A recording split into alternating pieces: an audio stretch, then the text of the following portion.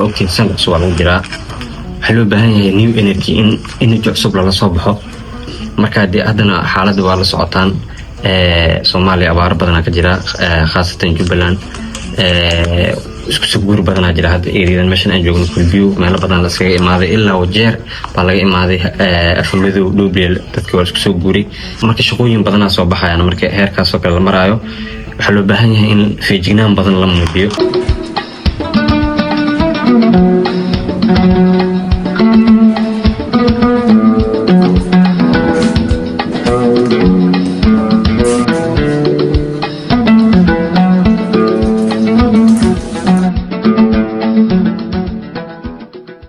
magacaygu waa Mahad Nuur Aadan oo ka tirsan bahda caafimaadka ee Kulbiyo PCI waa xarunta kaliya Kulbiyo ay haysato iyo nawaaxigeeda tuulooyinka Jaaro Oola Buuro adeegyada arbixin waxa kamid ah sida hadda aad arkaysiin maternity-da delivery hooyooyinka markay dhalaan aan u sameeyno ANC-ga hooyooyinka uureyda ayagoo xaamilada ah aan ku qaabilno xaruntu weyn tahay sida nutrition ka la bixiyaa waxa la bixiyaa EDI waa la bixiyaa talaalka waa la bixiyaa dawooyinka kalena waa la bixiyaa wax xaniilin malahan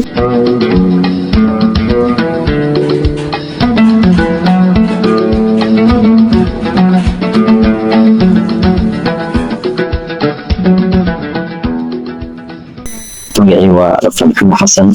وخلنا هاي project officer وقابل سندين بنادى أدن VCI Vision Corps Initiative ومعنا كسولة بيلويرو VCI وهانتي بكمدن هي أدن VCI مدير أو كبرن أو شن سنة واحدة كبرنا وين بدنا كسولة وطي ومزن شغل عافيمات هي أدن واحد شغل ساعة gudahaan Soomaaliya iyo wadamada dariska sida Kenya gaar ahaan Jubbaland oo ay ka shaqeyso degmooyin fara badan aqaan degmada Banaadir ka hadlo waxay caawisaa xarumaha caafimaadka aad badan bay gacanta ku haysaa xarunta farmasiga ay gacanta ku haysaa buka xarunta ay gacanta ku haysaa sidoo kale xarunta ay gacanta ku haysaa Kulbiyo xarunta mudda iyo xarumaha kale oo adeegyada ay qabtaan kaliya qaybta maternity service-ka maamulka ANC-da ama kuwa oo gallery uureyda ah iyo kuwa muslimiinka shaqooyin badan loo qabtaa waxa dhici jirtay mar hore in maamul uur leh markay maxal ay dal rabto loo baahan jiray inaysan dhali karin xiligaas oo la cararay jiray Kenya mararka qaar bay dhici jirtay inay dhaxlo ku sii dhigtaan balse hadda arrinta maternity-ga wax badan bay runtii u qabatay waxaa kamid ah in maamada marka ay uurkeeda u yaryahay ay dhakhtarta u xilsaaran qaybtaas ay u tagto caafimaadkeeda lala socdo dhiiggeeda boonteeda lala socdo waxay markaas muhiimad gaar ah siinaysaa qofkan haddii uu qabo xanuun oo yani diiri kara in ay dhasho maamada si ama si nabad ay ku dhasho in marka xilli hore ayuu waqti dhalmada la gaaray faaro la sameeyo oo aan in hadan wax soo karin sidii kalena arrinta ay tahay arrin aan soo karno in daawooyinkii ay u baahnayeen aan siino sidaasna ay si nabadgelyo ay ku dhalaan adeegyada kale oo xarunta ay bixiso waxa kamid ah nutrition-ka adeegyada nutrition-ka oo lala tacaalayo carruurta tabaaleysan oo tababaran waagi hore waxaa jiri jirtay carruur aad u fara badan in ay yani tababaran darteed ay yani halis u galaan ama qaarkood ay dhintaan balse markii barnaamijkan la keenay waxaa yani la ogaanaya carruurta caafimaadkooda waa la cabiraya caafimaadkii marka waxaa suurtagal ah marka in macnaha la tabiibo ama macnaha wuxuu u baahan yahay la siiyo waxaan haynaa waxaan bixinaa buskudkaas oo lagu talagalay carruurta kuwa aad u liita iyo kuwa dhexdhexaadka ah ama saamka iyo safiirka iyo kuwa mobilidka ee labadaba marka waxaad u malaysaa markii shaqadan bilaaweynay kiisaskii zaid u fara badnaayeen laakiin markii aan macnaha shaqooyinkii aan qabanay in isbedel weyn aan la dareemay oo caruurta kiisaska saamka weliba uu aad u darnaa aad bay u yaraadeen marka taasi waxaad arki kartaa shaqada ay hay-adda u hayso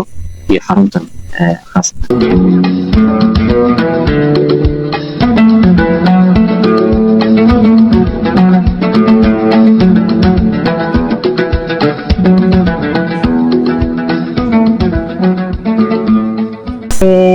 hadda ana qayb ahaan naas waa qualified midwife baan nahay waxaana u shaqeeyaa hooyooyinka iyo dhallaanka hooyo ka imaaday durow oo xaamilooyin si aan ugu imaadaa mar walba hooyooyinka ka imaadaan wayna ii imaadaan maamooyinkaas si fiican baan u qaabilnaa iyagoo faraxsan bayna naga tagaan wixii caqabada ah oo marka iyadana waxaan ka qabanayno waan ka qabanaa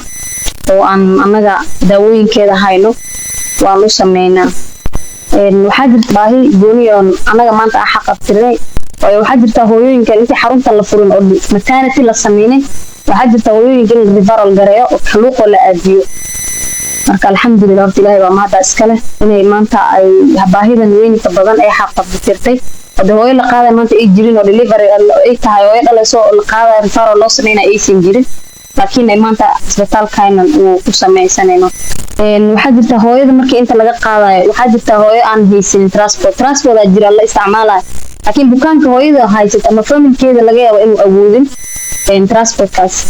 oo transport kama baxaya hooyada waa lasoo qaada gaarigaa loo yeela hay-adda ayna isticmaalayso waa lasoo qaada qofka haddii hayata waa la doonaa waa la keenaa ayagoo haddana faraxsan ay cunugeeda iyada cunug caafimaad qabaan oo daawooyinkeeda talaalkeeda wax walba loo dhameeyey oo caafimaad qaba ayna gurigeeda u dalbataa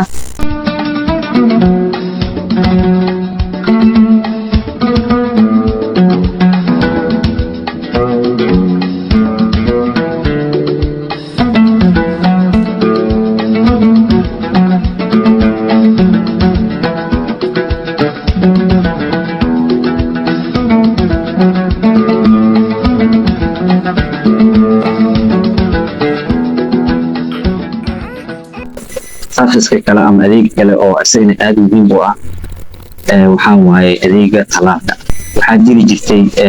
talaal markii la dhaho dadkii inay diidaan maamooyinkii ama aabihii ama hooyadii midaa oo dhahayo cunugeyga lama talaalayo waxaa jiri jiray wax misconception la dhahaayo oo waxaa laga yaabaa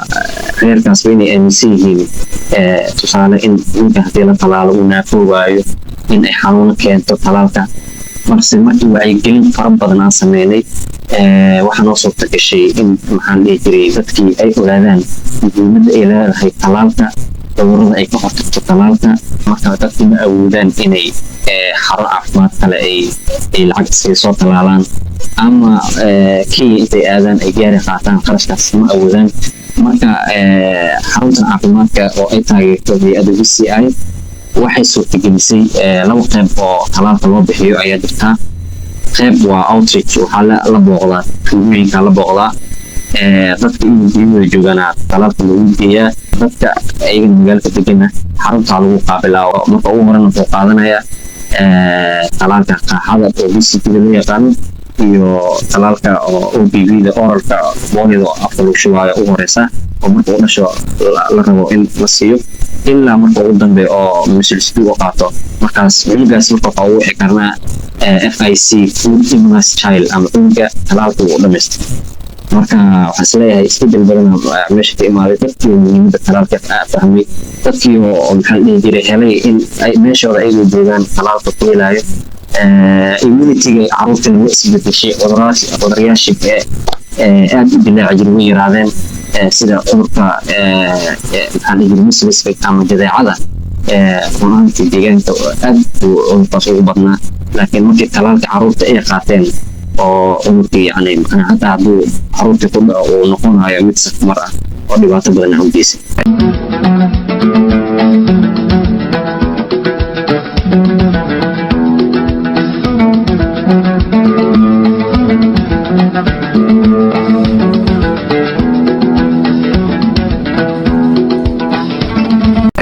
okay sanad cusub lagu jiraa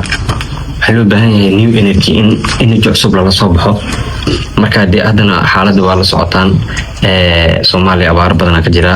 khaasatan Jubbaland isku soo guur badan jira hadda eeriyadan meeshan aan joogno kulbiyo meelo badan la iskaga imaaday ilaa wajeer baa laga imaaday afmadow dhowbeel dadkii waa isku soo guuray marka shaqooyin badanaa soo baxayaan marka heerkaasoo kale la maraayo waxaa loo baahan yahay in feejignaan badan la muujiyo in dadkii la dhexgalo halis caafimaada jirtaa muddo aan ilmaana arkin kaysaska zero dose-ka camal oo ilmo weligoodba talaal aan arkin kula socotaan marka isku soo guurkan oo kale marka caqabado badan ay dadka la kulmaan dadka soo guuraan maalin hore waxaan booqanay meel halkan waa arkayseen caruur waxaa arkaysaan aad u xanuunsan maamooyin waxaa jirtaa ayagoo soo guurayaan umuleen oo aan yani helin yani adeegii ay u baahnaayeen ama adeeg caafimaad aan helin marka maamooyinkaas naftirkood waa in adeeg lala gaaraa insha allah inta tabarteena oo daawooyinka inta badan way naga go-an yihiin laakiin insha allah waxa aan hayno waa in aan ciddi aan gaarsiini karno markaas iyo sida aan ku gaarsiini karno inaan insha allah isla aragno meesha la gaari karana waa in la gaaro oo dadka adeegaas caafimaad insha allah la gaarsiiyo marka ha la wada shaqeeyo dadka waa waqti adag ku jiraan waa in loo nuglaadaa oo yani garab la siiyaa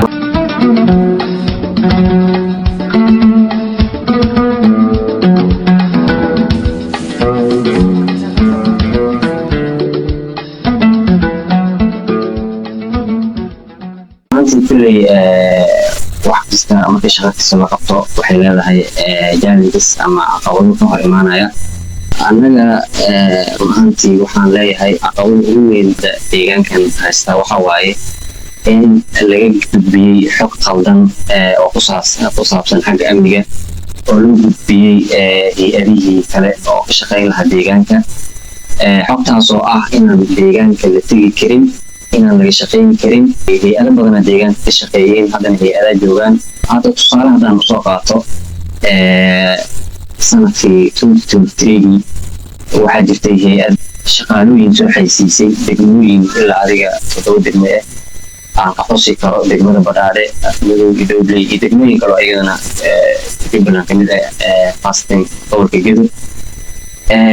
markii shaqaalooyinka lasoo xaysiiyey oo macnaha ay ahayd in shaqaalihii markaas in la interview gareeyo oo imtixaan laga qaado qofkii guuleystana marka saas loo qaato oo hay-addii halkaas ay ka shaqo gasho waxaa dhacday in aysan hay-addii meesha ay ka shaqo gelin degmooyinkii kale dhammaanna ay ka shaqo gashay oo dadkii ay shaqa bilaabeen marka xog aruuris aan sameeyey ama follow ups aan ku sameeyey arrintaas sida ay u dhacday waxaa helay xog ah in hay-addii laga dhaadhiciyey in degmada Badhaadhe guud ahaan ama kulbiyo ama meel kasta ha ahaatee aan la tegi karin oo ay tahay meel amnigeeda aan isku haleeli karin waxaan rabaa in aan u sheego waxaan uga faa'iidaysanayaa waqtigan inaan ogeysiiyo cid kasta oo danaynaysa ama hay-ad ha ahaato ama dowla ha ahaato ama jaalid ha ahaato ay rabto in deegaanka Badhaadhe wax u qabtaan wax u keenaan adeeg kasta ha ahaado in ay macnaha ay tahay amnigeeda mid isku haleyni karo arrintaas xogtaas in gudbiyeyna ay tahay mid xaqiiqada ka fog marka waxaan leeyahay cid kasta oo rabto inay wax u qabato dadkan deegaanka ku nool inay imaani karaan waxaana tusaale cad u ah maalin hore dhowr maalin ka hore waxaan halkan noogu yimid wasiiro ka yimid ka socday Jubbaland xildhibaanaha noo yimid wax caqabado iyo wax dhib ay la kulmeen ma lahan